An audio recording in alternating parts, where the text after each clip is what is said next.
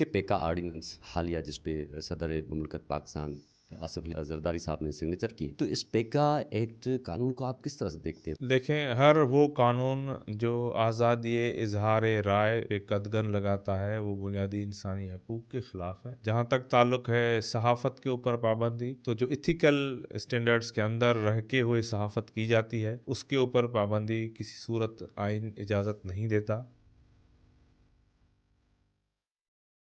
دیکھیں، 26ویں آئینی ترمیم ایک اچانک سے نہیں ہوئی، یہ ایک لاوا تھا جو 2007 سے لے کے مسلسل ابھر رہا تھا، اور عدالتوں نے خاص طور پہ جو چیف جسٹس آف پروونس اور chief justice of the country اس چیز کو ریئلائز نہیں کیا، اس کے اوپر مؤثر اقدامات نہیں لیے۔ کہ میں آپ کو بتاؤں، جب جسٹس منصور علی شاہ لاہور ہائی کورٹ کے چیف جسٹس تھے تو یہ پہلا ایک ایکسپوز انسٹانس تھا کہ بار نے اپنے چیف جسٹس کے خلاف ہائی کورٹ کے پریمیسز میں مظاہرہ کیا،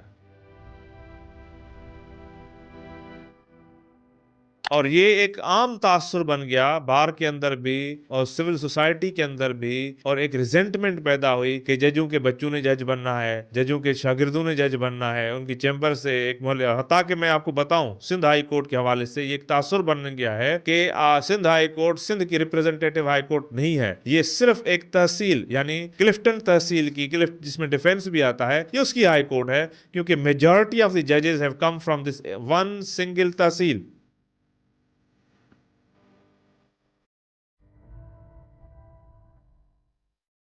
دیکھیں، آئین ایک لیونگ آرگن ہے، ایک آرگنزم ہے، اس کو وقت کے ساتھ ہمیشہ تبدیل ہونا چاہیے تمام قوانین کی طرح۔ یہ میں کہتا ہوں کہ سپریم کورٹ کو فیڈرل سپریم کورٹ، فیڈریشن کی اس کے اندر کریکٹرسٹکس نمایاں ہونی چاہیے، یعنی چاروں صوبوں کی نمائندگی برابر ہونی چاہیے سپریم کورٹ، اور اگر 4 صوبوں میں سے آپ 2 ججز لیتے ہیں، آپ کی سپریم کورٹ 8 ججز کی، وہ 8 جج ساتھ مل کے ہر فیصلہ کریں۔ میں یقین دہانی سے آپ کو کہتا ہوں کہ اگر اس طرح کی آپ کی سپریم کورٹ 70s میں ہوتی تو بھٹو صاحب پھانسی نہیں چڑھ سکتے۔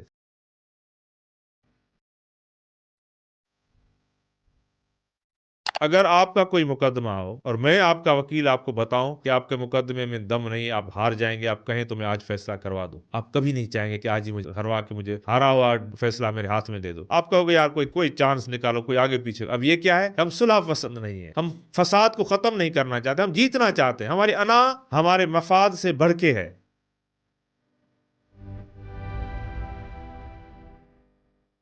کینال بنانا بالکل، اگر پانی اضافی ہوتا تو بناتے، پنجاب اپنے پانی سے تقسیم کر سکتا تو کرتا۔ اب ان کا یہ آرگومنٹ ہے کہ ہم اپنا پانی تقسیم کریں، آپ کے پاس ہے ہی نہیں تو تقسیم کیا کرو گے؟ آپ نے صرف فلڈ کینال بنایا تھا کہ ہم جب فلڈز ہوں گی اس وقت ہم یہ کینال بہائیں گے، آپ نے اس کو پورا سال بہایا اور اس کی وجہ سے سندھ کا پانی کم ہو گیا۔ تو یہ کینال کا بننا سندھ کی آباد زمین کو بنجر کرنے کے برابر ہے۔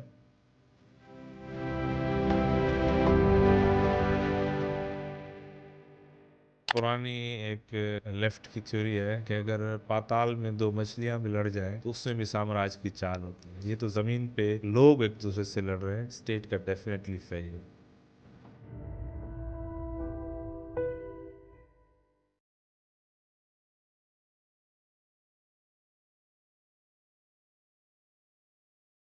السلام علیکم ناظرین، آج ہمارے پوڈ کاسٹ میں مہمان خاص ہیں پاکستان کے نامور قانون دان، جانی پہچانی شخصیت، سندھ ہائی کورٹ بار کے صدر جناب بیرسٹر سرفراز علی میتلو صاحب، ان کو ہم اپنے پوڈ کاسٹ میں خوش آمدید کہتے ہیں۔ السلام علیکم سر۔ وعلیکم السلام ابو ذر، سر کیسے ہیں آپ؟ نوازش ہے، آپ کے کیسے مزاج ہیں؟ سر الحمد للہ مالک، بڑی نوازش سر، آپ نے قیمتی ٹائم نکالا اور آج ہمارے پوڈ کاسٹ میں آپ آئے کہ پیکا آرڈیننس جو حالیہ جس پہ صدر مملکت پاکستان آصف علی زرداری صاحب نے سگنیچر کی، تو اس پیکا ایکٹ قانون کو آپ کس طرح سے دیکھتے ہیں؟ دیکھیں، ہر وہ قانون جو آزادی اظہار رائے پہ قدغن لگاتا ہے وہ بنیادی انسانی حقوق کے خلاف ہے، اور اس کو اسی تناظر میں دیکھنا چاہیے۔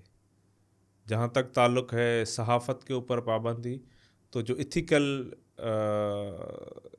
اسٹینڈرڈز کے اندر رہ کے ہوئے صحافت کی جاتی ہے اس کے اوپر پابندی کسی صورت آئین اجازت نہیں دیتا، اور جو صحافت کے اصول ہیں اس کو مد نظر رکھا جائے۔ جب بھی کوئی آپ رپورٹنگ کریں، غلطی ہو سکتی ہے دیکھیں اللہ تعالیٰ کا بھی یہ قانون ہے کہ اگر آپ نے نادانستگی میں کوئی غلط بات کر دی تو اس کی معافی ہو جاتی ہے.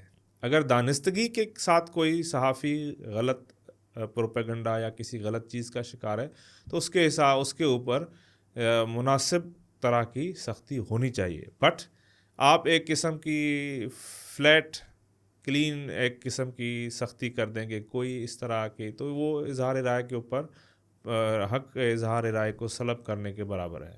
سر، بار اور بینچ میں تعلق کیسا ہے اور کیسا ہونا چاہیے؟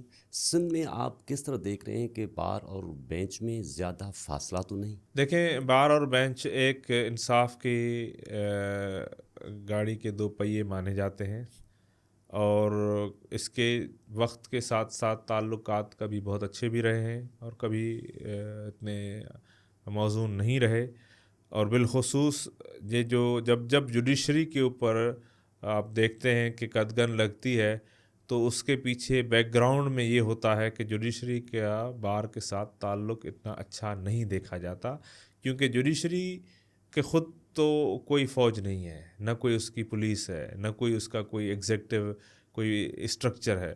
اس کی ایک مورل اتھارٹی ہے، اور دوسری اس کی جو اتھارٹی ہے that is backed by the bar عدالتی فیصلوں کو عمل کرانے کے لیے. کیونکہ میں یہ آپ کو بتاتا چلوں، پاکستان کی تمام نجی جماعتوں میں بار سب سے بڑی نجی جماعت ہے، جو کہ ایک آرگنائزڈ اسٹرکچر سے چلتی ہے. انڈیپینڈنٹ الیکشنز ہوتے ہیں ہمارے، تحصیل سے لے کے وفاق تک ہمارے پوری جو بار کی جو باڈیز ہیں وہ ایک چین آف کمانڈ کے ساتھ چلتی ہیں.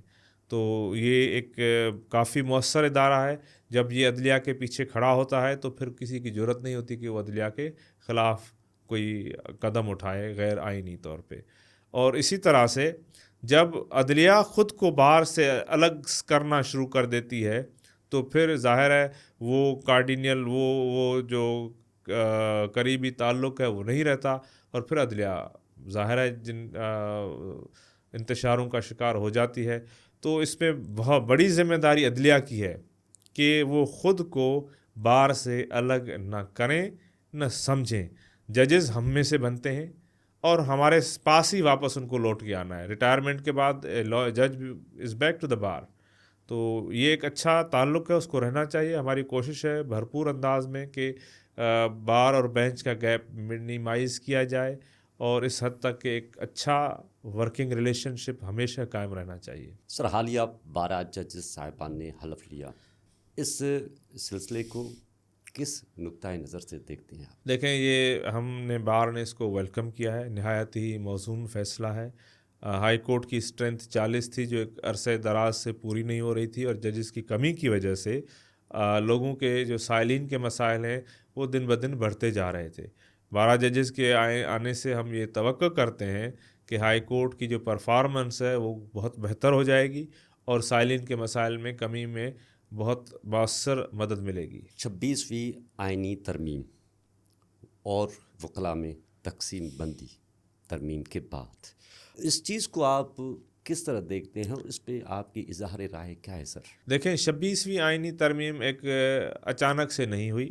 یہ ایک لاوا تھا جو 2007 سے لے کے مسلسل ابھر رہا تھا، اور عدالتوں نے خاص طور پہ جو چیف جسٹس آف پروونس اور chief justice of the country اس چیز کو ریئلائز نہیں کیا، اس کے اوپر مؤثر اقدامات نہیں لیے کہ وہ اس بار کی تشویش کے. میں آپ کو بتاؤں، جب جسٹس منصور علی شاہ لاہور ہائی کورٹ کے چیف جسٹس تھے تو یہ پہلا ایک ایکسپوزڈ انسٹانس تھا کہ بار نے اپنے چیف جسٹس کے خلاف ہائی کورٹ کے پریمیسز میں مظاہرہ کیا. یہ اس چیز کی غمازی کرتا تھا کہ بار اور بینچ کے درمیان خلیج بہت بڑھ گیا ہے، ورنہ ایک ہائی کورٹ بار اپنے چیف جسٹس ہائی کورٹ کے خلاف مظاہرہ کرے، اس سے بڑھ کر کس طرح خلیج نظر آتی ہے. یہی وقت تھا جب جوڈیشری کو اس چیز کا فل کاگنیزنس لینا چاہیے تھا کہ یہ کیوں بار ہم سے جو ہمارا ایک جیسے کہتے ہیں اٹوٹ حصہ ہے وہ ہم سے ہمارے خلاف اتنا ہو گیا ہے. یوں سمجھیں کہ دیکھیں، ججز ایک ہائی کورٹ کے اندر 40 50 60 کتنے ہزاروں کی تعداد میں آپ کی بار ہے. لاہور میں لاکھوں کی تعداد میں آپ کی بار ہے. اگر وہ لاکھوں کی تعداد میں آپ کے ساتھی آپ کے خلاف ہیں یا آپ سے ناخوش ہیں تو آپ کو اپنا کورس درست کرنا چاہیے. لیکن انفارچونیٹلی اس وقت کے چیف جسٹس نے اس کو درست نہیں کیا. اس کے جو سکسیسر آئے انہوں نے 780 کے مقدمات وکلاء کے خلاف داخل کروائے اور آفیشیلی خط لکھا کہ کسی وکیل کی ضمانت نہ کی جائے. اور وہ انہوں نے سرکٹ کورٹس اور سرکٹ بینچز پہ خط high court Lahore high court کا چیف جسٹس جو تھا اس نے بھیجا کہ ان کی ضمانتیں نہ کی جائیں. جب یہ چیز جوڈیشری کی طرف سے آئے گی تو خلیج پھر لا اللہ اس کا ریئیکشن بھی ہونا ہے. اور پھر 18ویں آئینی امینڈمنٹ کے بعد جوڈیشل کمیشن کے بعد ایک پارلیمنٹری کمیٹی بھی تھی. جوڈیشری نے نہ صرف وکلاء کو ڈسریگارڈ کیا، اگنور کیا، ارریلیونٹ سمجھا، لیکن انہوں نے سیاستدانوں کی جو پارلیمنٹری کمیٹی تھی ان کو بھی ریڈنڈنٹ کیا. اب یہ ایک طرح کا ادارے کے اوپر مناپلی انہوں نے غیر آئینی طریقے سے، میں بڑا اوپنلی جو حق بات ہے وہ کرنی چاہیے. یہ جوڈیشری کا حق نہیں تھا کہ وہ پارلیمنٹری کمیٹی کو ریڈنڈنٹ کر دیتے کہ ان کو کوئی اختیار نہیں ہے. آئین میں ایک فقرہ ہے، ایک کمیٹی ہے، یا تو آپ اس کو اسٹرائک ڈاؤن کر دیتے کہ یہ ہونی نہیں چاہیے. اگر آپ نے اس کو اپروو کیا ہے 18ویں امینڈمنٹ کے بعد جو سپریم کورٹ کی فل کورٹ کی ججمنٹ آئی انہوں نے اپروو کیا من و ان سے کہ یہ 18ویں امینڈمنٹ ٹھیک ہے، اب تو اس پہ عمل بھی کرنا چاہیے تھا. یہ لاوا پکتا رہا اور یہ ایک عام تاثر بن گیا بار کے اندر بھی اور سول سوسائٹی کے اندر بھی، اور ایک ریزنٹمنٹ پیدا ہوئی کہ ججوں کے بچوں نے جج بننا ہے، ججوں کے شاگردوں نے جج بننا ہے، ان کی چیمبر سے ایک حتیٰ کہ میں آپ کو بتاؤں سندھ ہائی کورٹ کے حوالے سے یہ ایک تاثر بن گیا ہے کہ سندھ ہائی کورٹ سندھ کی ریپریزنٹیٹیو ہائی کورٹ نہیں ہے. یہ صرف ایک تحصیل یعنی کلفٹن تحصیل کی، جس میں ڈیفینس بھی آتا ہے، یہ اس کی ہائی کورٹ ہے کیونکہ میجورٹی آف دی ججز have come from this one single تحصیل. ایسا نہیں ہونا چاہیے. یہ سندھ ہائی کورٹ ایک ریپریزنٹیٹیو ہائی کورٹ ہونا چاہیے. لاہور ہائی کورٹ پورے پنجاب کا ایک ریپریزنٹیٹیو ہائی کورٹ ہونا چاہیے. کم سے کم آج میں یہ کہتا ہوں کہ جو جوڈیشل کمیشن کے رولز بھی کہتے ہیں، میں نے یہ بات جسٹس یحییٰ آفریدی جو چیف جسٹس آف پاکستان ان کے ساتھ رکھی تھی اور انہوں نے مجھے یقین دہانی کرائی تھی کہ ہم جو رولز فریم کر رہے ہیں اس میں اس چیز کو ہم یقین دہانی سے کہ خاطر خواہ عمل میں لائیں گے کہ high courts should be representative. تو انہوں نے رولز میں یہ لکھا ہے کہ the nomination to the high court shall represent regional and the population complexion of the province to which it belongs. اور اس چیز کی میں کہتا ہوں ایک اعلیٰ ترین نمائندگی یہ ہوگی کہ سندھ ہائی کورٹ 30 اضلاع ہیں سندھ کے، ہر ضلع کے اندر سے آپ کو ایک جج ملنا چاہیے. کراچی چونکہ ایک پاپولیٹڈ ایریا ہے، آپ کراچی کو ہر ضلع کو 2 ججز دے دیں اور پھر بھی آپ کے پاس 5 ججز رہ جائیں گے، آپ ڈسٹرکٹ جوڈیشری کو دے دیں. اور ان 30 کے اندر بھی آپ ایک اور جو کر سکتے ہیں کہ خواتین کی نمائندگی کو بھی یقینی بنایا جائے. تو آپ کراچی سے اگر 10 جج لے رہے ہیں، 2 لے رہے ہیں، تو یہ 5 خواتین ہونی چاہیے اور 5 مرد ہونے چاہیے. اور باقی سندھ کے اندر آپ ہر ضلع سے میرٹ پہ ایک ہائی کورٹ کا جج لیں. یہ آپ کی ریپریزنٹیٹیو ہائی کورٹ ہوگی. ایسا نہیں ہے کہ صرف میرٹ کراچی کے اندر ہے، باقی سندھ کے باقی اضلاع کے اندر میرٹ نہیں ہے. تمام انسان اللہ تعالیٰ نے برابر خلقے ہیں، ان کا انٹیلیکٹ اور ان کا جو دل ہے وہ حق بات کو پہچانتا ہے. آپ لوگ ڈھونڈیں گے، آپ کو ملیں گے. پاکستان کے آئین کو کس طرح آپ دیکھتے ہیں؟ کیا اس میں امینڈمنٹ کی اب بھی ضرورت ہے؟ دیکھیں، آئین ایک لیونگ آرگن ہے، ایک آرگنزم ہے. اس کو وقت کے ساتھ ہمیشہ تبدیل ہونا چاہیے تمام قوانین کی طرح. لیکن جو موجودہ آئین کی صورتحال ہے، میں ہماری جو ایک خواہش بھی ہے، ہماری تحقیق بھی ہے، میں خود ایک PhD کا ریسرچر بھی ہوں، یہ میں کہتا ہوں کہ سپریم کورٹ کو فیڈرل سپریم کورٹ فیڈریشن کی اس کے اندر کریکٹرسٹکس نمایاں ہونی چاہیے، یعنی چاروں صوبوں کی نمائندگی برابر ہونی چاہیے سپریم کورٹ میں. اور اگر 4 صوبوں میں سے آپ 2 ججز لیتے ہیں، آپ کی سپریم کورٹ 8 ججز کی، وہ 8 جج ساتھ مل کے ہر فیصلہ کریں. میں یقین دہانی سے آپ کو کہتا ہوں کہ اگر اس طرح کی آپ کی سپریم کورٹ 70s میں ہوتی تو بھٹو صاحب پھانسی نہیں چڑھ سکتے تھے. اور اگر یہی سپریم کورٹ آپ کی 2000 کے بعد ہوتی تو نہ نواز شریف کو ایگزائل میں جاتے اور نہ آج عمران خان جیل میں ہوتا.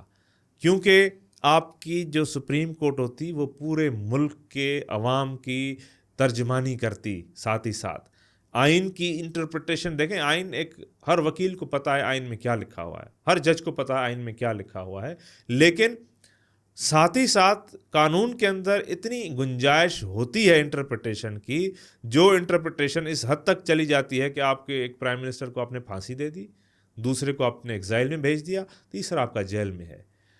اگرچہ آپ کی سپریم کورٹ چاروں صوبوں سے آئے گی تو وہ بیلنسڈ ہوگی، چاروں صوبوں کی ذمہ داری ہوگی، اسی طرح سے جیسے آپ کی CCI ہے، کاؤنسل آف کامن انٹرسٹ میں چاروں صوبوں کی نمائندگی ہوتی ہے، اور اسی وجہ سے یہ اس کے اوپر یہ ذمہ داری ہے کہ ہر وہ مسئلہ جو پورے وفاق کو افیکٹ کرتا ہے وہ CCI سے گزرنا چاہیے۔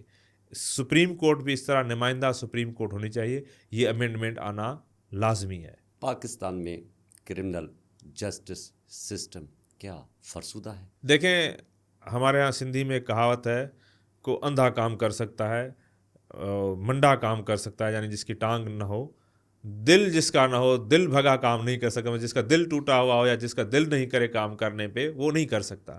اس کا مقصد ہے you can function with a disabled system but you can not function with a person who doesn't have will to do it. یہی نظام تھا، انگریز نے اس پہ اتنے صدیوں سے حکومت کی، چلا بالکل ٹھیک چلا، یہ پورا انفراسٹرکچر اسی نظام سے ڈیولپ ہوا۔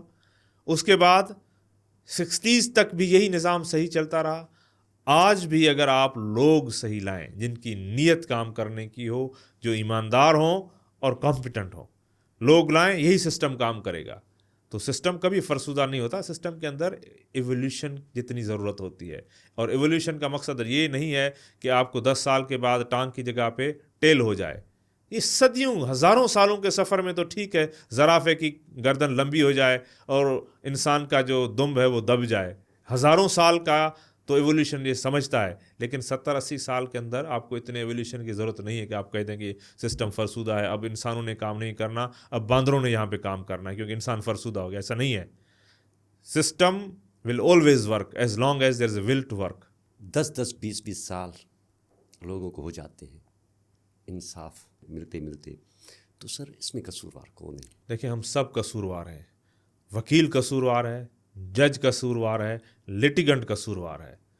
اگر لوگ انصاف پسند ہو جائیں، لوگ صلح پسند ہو جائیں، تو یہ التوا نہیں رہے گی۔ میں آج آپ کو ایک عام مثال دیتا ہوں۔ اگر آپ کا کوئی مقدمہ ہو اور میں آپ کا وکیل آپ کو بتاؤں کہ آپ کے مقدمے میں دم نہیں، آپ ہار جائیں گے، آپ کہیں تو میں آج فیصلہ کروا دوں، آپ کبھی نہیں چاہیں گے کہ آج ہی مجھے ہروا کے مجھے ہارا ہوا فیصلہ میرے ہاتھ میں دے دو۔ آپ کہو گے یار کوئی چانس نکالو، کوئی آگے پیچھے۔ اب یہ کیا ہے؟ ہم صلح پسند نہیں ہیں، ہم فساد کو ختم نہیں کرنا چاہتے، ہم جیتنا چاہتے ہیں، ہماری انا ہمارے مفاد سے بڑھ کے ہے۔ یہی سسٹم کی فیلیور ہے۔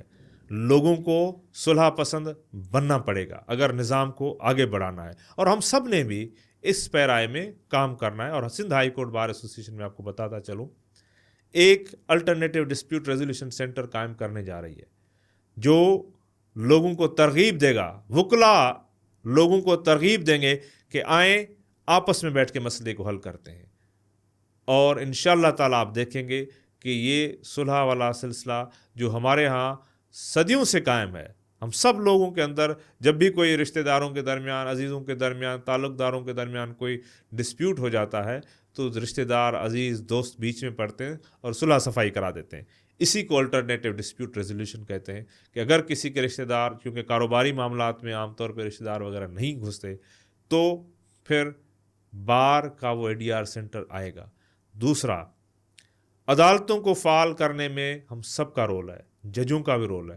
یہی عدالتیں ہیں، یہی نظام ہے۔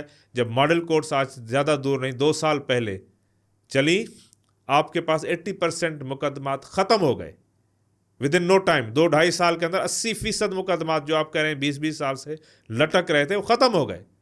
لہٰذا نظام آج بھی کام کر سکتا ہے، بشرطے کہ ہمارے اندر وہ ول ہو۔ وہ ماڈل کورٹس کو چلنا چاہیے اور لوگوں کو ترغیب دینی چاہیے کہ ADR وکلا کے اندر ایک، یہ بیسیکلی جو نا صلح پسند لوگ ہیں بہت کم ہوتے ہیں، لیکن وہ انتشاری سوچ پھیلاتے ہیں۔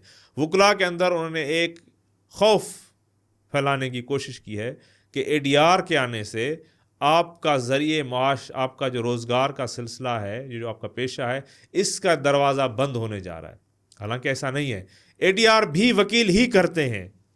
اور انفیکٹ اے ڈی آر کے آنے سے وکیلوں کے لیے ایک نیا دروازہ روزگار کا کھلے گا کہ وہ پہلے وکلا یہ معاملات آپس میں بیٹھ کے، دو وکیل آپس میں بیٹھ کے انصاف کی بات اگر کرنا چاہیں آسانی سے نبھا سکتے ہیں اور اپنے فریقوں کو بھی سمجھا سکتے ہیں. تو انشاءاللہ تعالی نظام میں بہتری آئے گی اور یہ آنا بہت ضروری ہے. سر، وکلاء کو درپیش مسائل پہ آپ کیا اقدامات کر رہے ہیں؟ دیکھیں، وکلاء نے اس ملک کو بنانے میں اپنا رول پلے کیا، آئین کی بنانے میں اپنا رول پلے کیا، جمہوریت کی بحالی میں اپنا رول پلے کیا. آج بھی اگر پیکا آرڈیننس کے خلاف کوئی آواز اٹھا رہا ہے تو آپ کے ساتھ وکلاء کھڑے ہیں. تو وکلاء نے اپنی ذات کو بھلا کے عوام کی خدمت میں مشغول ہیں.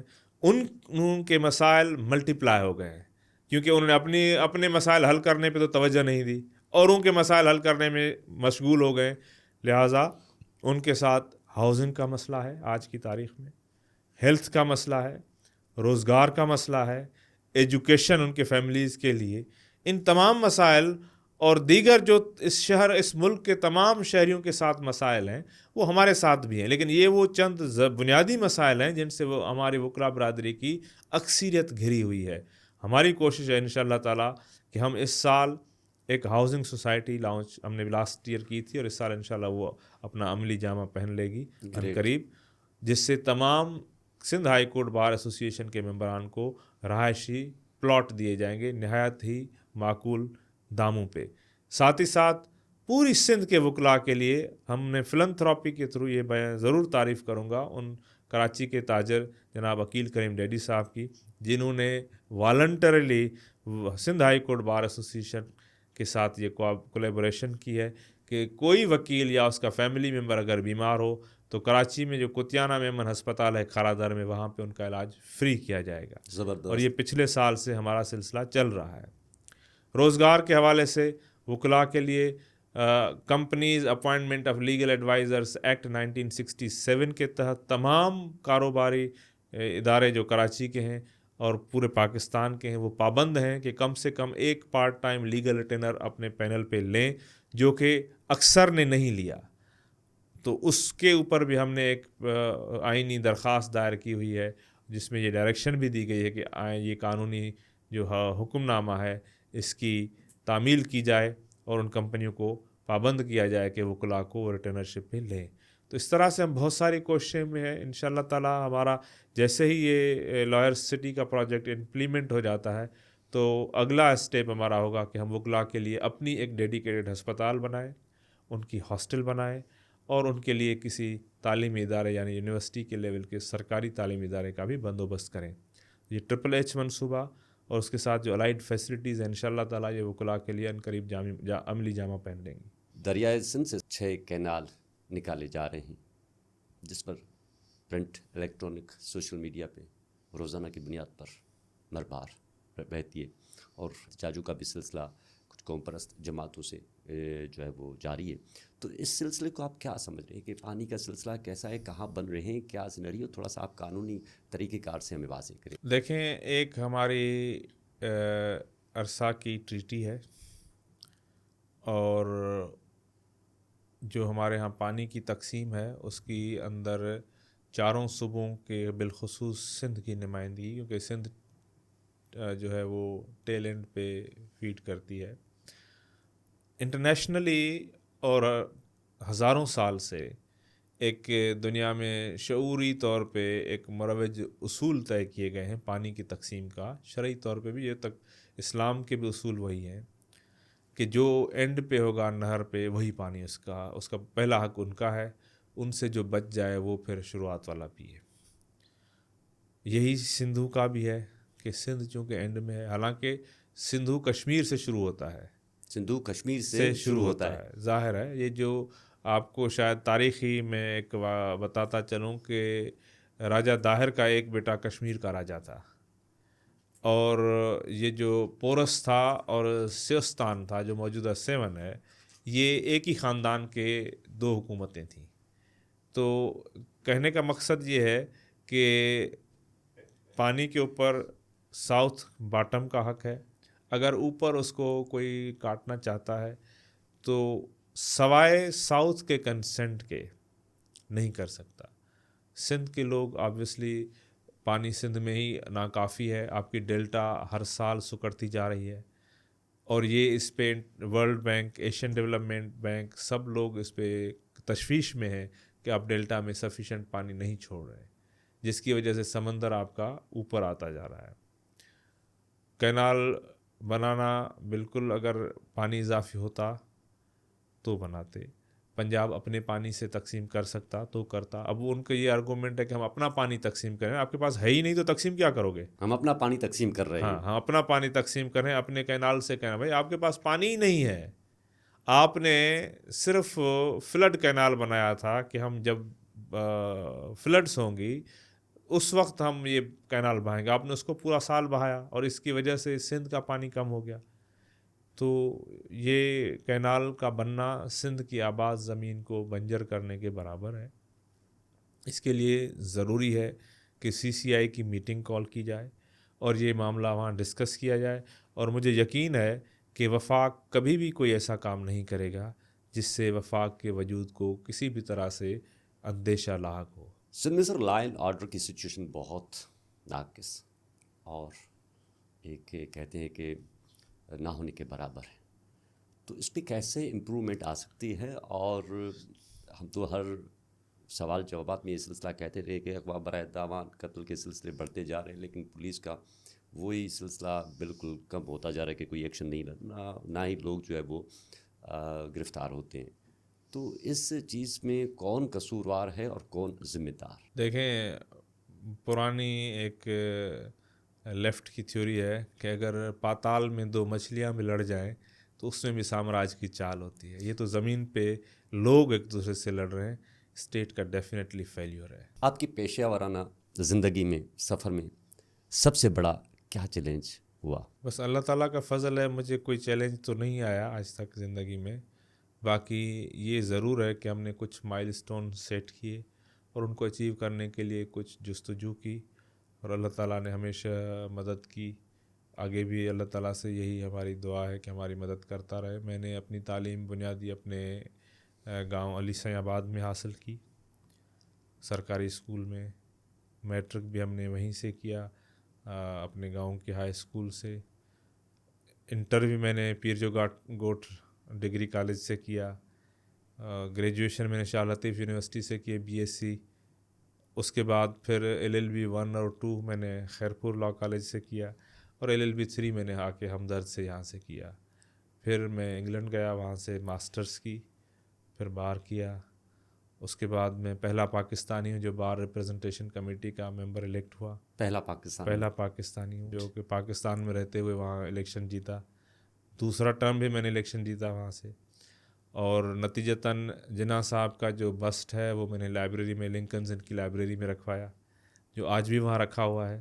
اور اس کے بعد کراچی میں وکالت میری چلتی رہی اور اللہ تعالیٰ کے فضل سے پچھلے سال میں honorary secretary Sindh high court bar association elect ہوا. ماشاءاللہ. اس سال مجھے وکلاء نے اپنا نمائندہ بطور صدر Sindh high court bar association چنا ہے اور اللہ تعالیٰ کے فضل سے یہ سلسلہ جاری رہے گا اور وکیل اپنے نمائندگان کا چناؤ کرتے رہیں گے. سر زندگی کا اپنا سکسیزفل کوئی ایک کیس شیئر کرتے ہیں جس میں آپ بڑی محنت کی اور خوش ہوئے اور سکسیزفل، ایسا آئیڈیل کیس کوئی بتا سکتے ہیں ناظرین کے لیے؟ دیکھیں، وکیل کی زندگی میں ہر کیس اس کا آئیڈیل کیس ہے.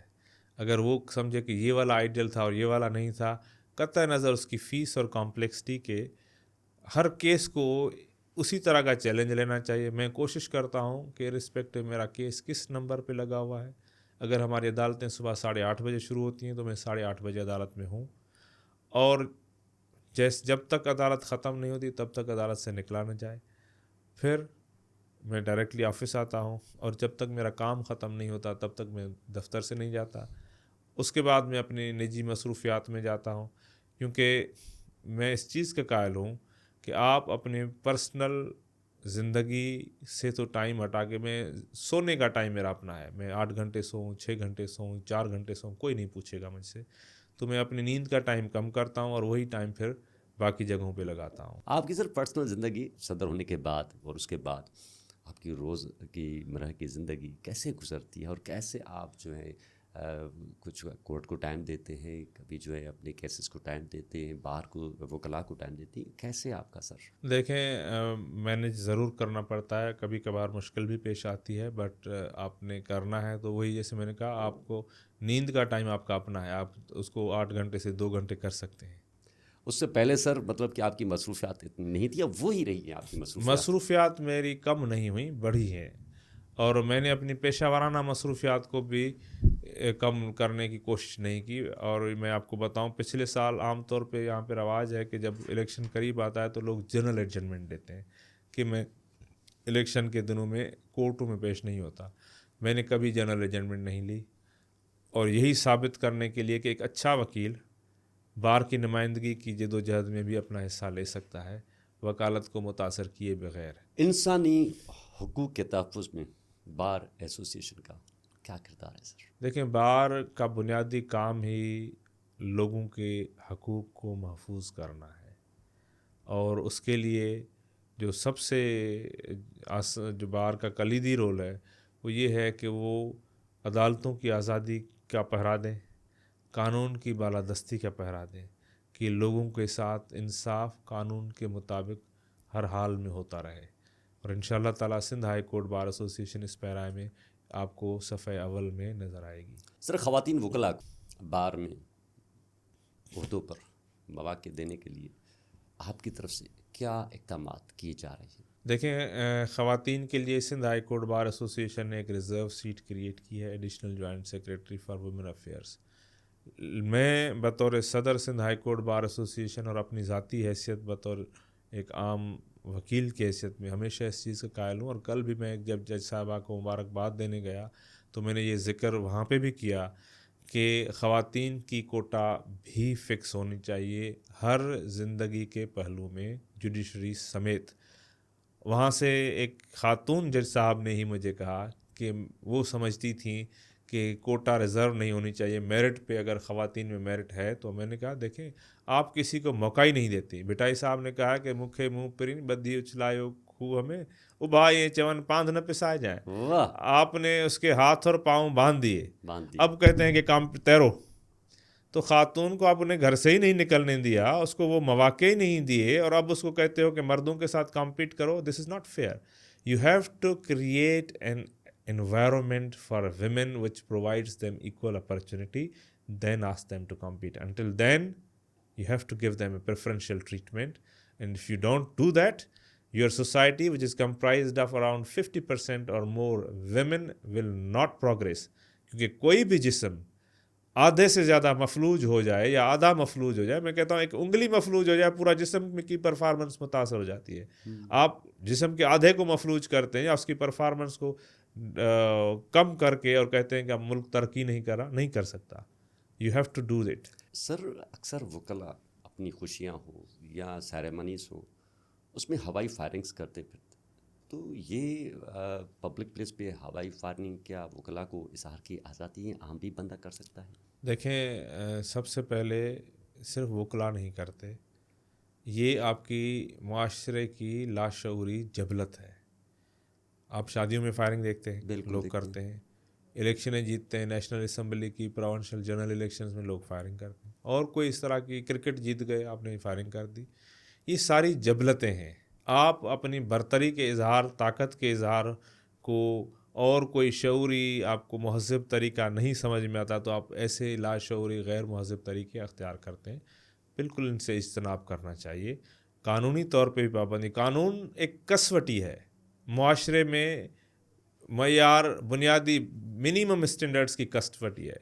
अगर उस बुनियादी कम से कम मयार में ये चीज़ की ममानियत है तो उससे बिल्कुल इज्तनाब करना। आपका अखलाक बिल्कुल बेस लाइन पे नहीं होना चाहिए, आपका अखलाक तो ऑप्टिमम होना चाहिए। आप बेस लाइन से नीचे जा रहे हैं तो आप जुर्म के मर्तकब हो रहे हैं। तो जनरली पूरे मुआशरे में कहीं पे भी, प्राइवेट प्लेस पे, पब्लिक प्लेस पे, you should not be doing I mean firing, aerial firing और अदरवाइज, ये मुनासिब रवैया नहीं है।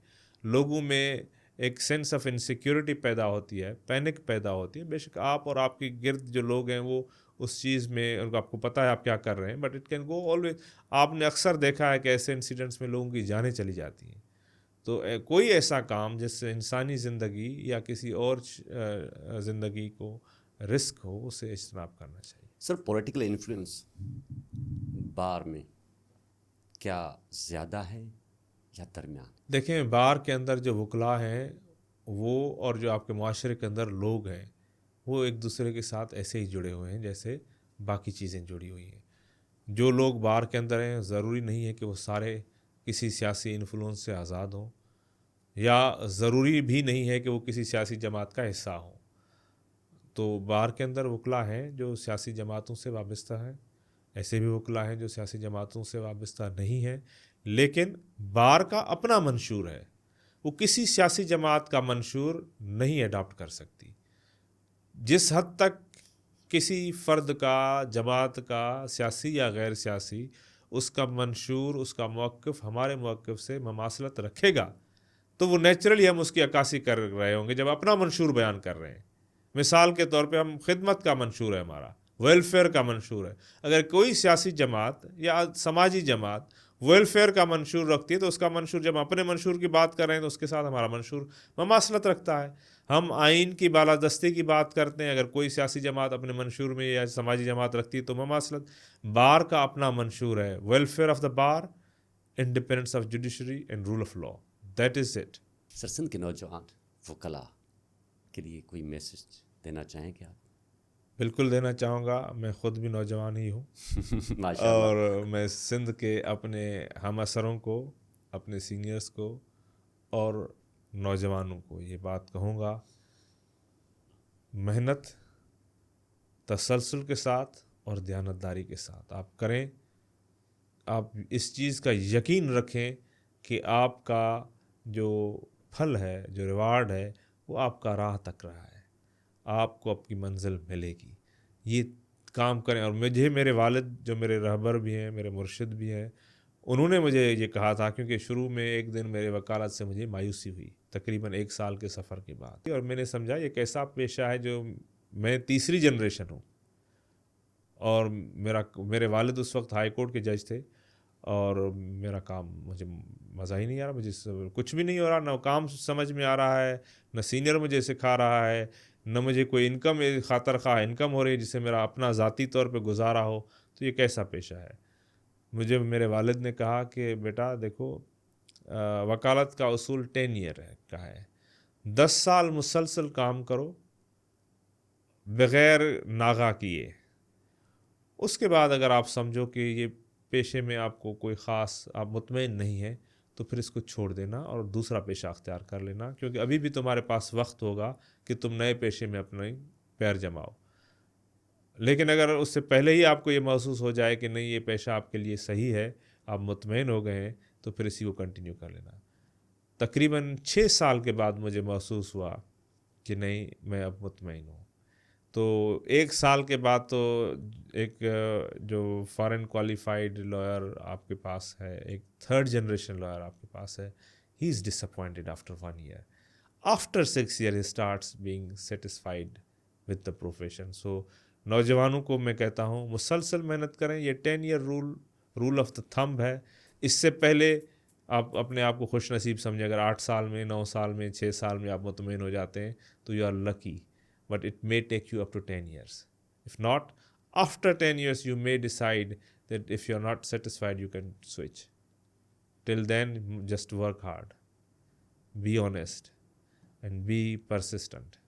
Thank you so much sir. आज हमारे पॉडकास्ट में मेहमान एक ख़ास थे, पाकिस्तान के नाम और कानूनदान और मेरे फेवरेट बैरिस्टर सरफराज मैतलो साहब, क्योंकि मैं उनका फ़ैन भी हूँ, और आज उनसे आपने गुफ्तगू सुनी। हमें इजाज़त दे, अगले प्रोग्राम के लिए अल्लाह ने का पान।